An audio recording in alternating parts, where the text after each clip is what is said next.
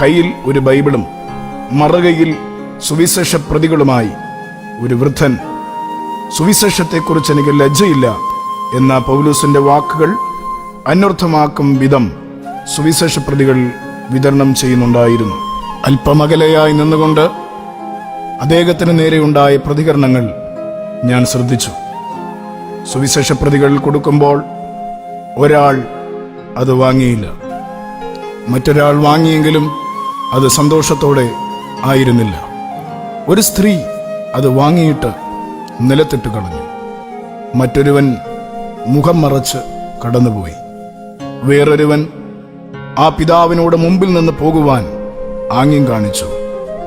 ഒരുവൻ സുവിശേഷപ്രതി ചുരുട്ടി അദ്ദേഹത്തിന്റെ മുഖത്തേക്ക് എറിഞ്ഞു. ഒരാൾ സുവിശേഷപ്രതി വാങ്ങിയിട്ട് നാണയത്തുട്ടുകൾ ആ പിതാവിന് നേരെ നീട്ടി. സ്കൂൾ കുട്ടികൾ ഉപദേശി എന്ന് വിളിച്ച് അദ്ദേഹത്തെ കളിയാക്കുന്നുണ്ടായിരുന്നു.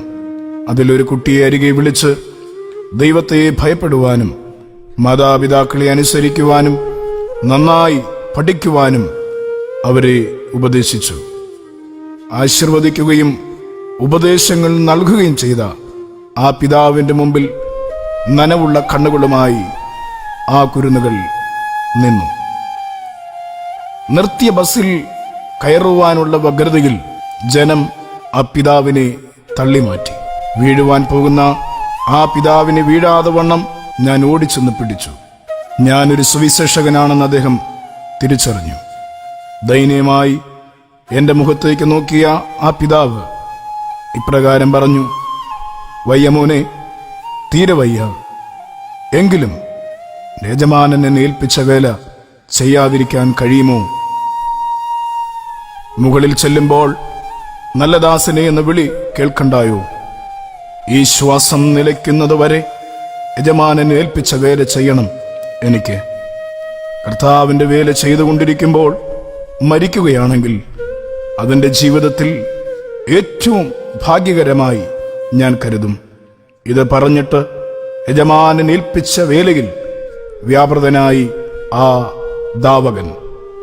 പിന്നാലെ ചെന്ന ഞാൻ എന്റെ കയ്യിലെ അല്പസാമ്പത്തികം അദ്ദേഹത്തിന്റെ കയ്യിൽ കൊടുത്തു. അത് വാങ്ങി അദ്ദേഹം എനിക്കായി പ്രാർത്ഥിച്ചു. എങ്കിലും ഞാൻ പൈസ കൊടുത്ത സന്തോഷം ആ മുഖത്ത് പ്രകടമായിരുന്നില്ല.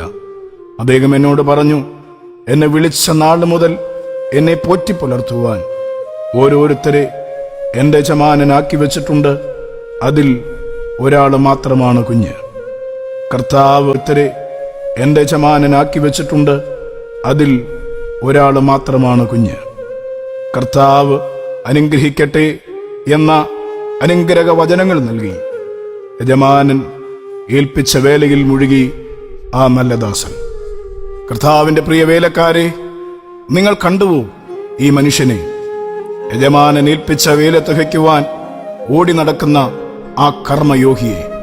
കുറ്റബോധവും കഴിഞ്ഞുപോയ സമയങ്ങളെ ഓർത്ത് നഷ്ടബോധവും തോന്നുന്നുവെങ്കിൽ ഒരു പുനർവിചിന്തനത്തിനായി സമയമായെന്ന് ഓർക്കുക.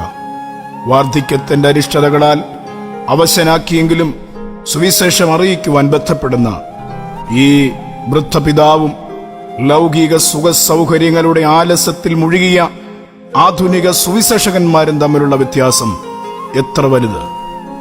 സർവവിധ അനുകൂല ഘടകങ്ങൾ ഉണ്ടായിരുന്നിട്ടും ദൈവരാജ്യത്തിന്റെ വ്യാപ്തിക്കായി പ്രയത്നിക്കാതെ സ്വന്തം സാമ്രാജ്യങ്ങൾ കെട്ടിപ്പടുക്കുവാൻ നെട്ടോട്ടമോടുന്ന സുവിശേഷകർ ലോക മനുഷ്യർക്ക് പോലും അന്യമായ അടവുകൾ പയറ്റി സഭാ രാഷ്ട്രീയം കളിച്ച് സ്ഥാനമാനങ്ങൾ നേടിയെടുത്ത് അധികാര ഗർവിന്റെ പാരമ്യത്തിൽ എത്തിയിരിക്കുന്ന കർത്താവിന്റെ വേലക്കാർ എന്നവകാശപ്പെടുന്നവർ ഈ വൃദ്ധ സുവിശേഷകനെ നെല്ലിട ശ്രദ്ധിച്ചിരുന്നെങ്കിൽ എത്ര നന്നായിരുന്നു എന്ന് ഞാൻ ഓർത്തുപോകുകയാണ്. സുവിശേഷത്തിന്റെ പേരിൽ കോടികളുണ്ടാക്കി അത് തലമുറകൾക്കായി സ്വരൂപിച്ചു വെക്കുകയും ആഡംബര ജീവിതത്തിന്റെ ആഠ്യം ബാധിച്ച് സുവിശേഷത്തെ കച്ചവട ചരക്കാക്കി മാറ്റമില്ലാത്ത വചനത്തെ തൂക്കി വിൽക്കുന്ന വഞ്ചകരായ സുവിശേഷകന്മാരെ കാര്യം തീർക്കുന്നവന്റെ മുമ്പിൽ നീ ഒരു നാൾ നിൽക്കേണ്ടി വരും എന്നറിയുക. ഏലിപുരോഹിത, നിന്റെ ദർശനം നഷ്ടപ്പെട്ടാൽ ദർശനമുള്ള ശമൂവേൽ ബാലനെ സ്വർഗം പുറത്തു കൊണ്ടുവരും.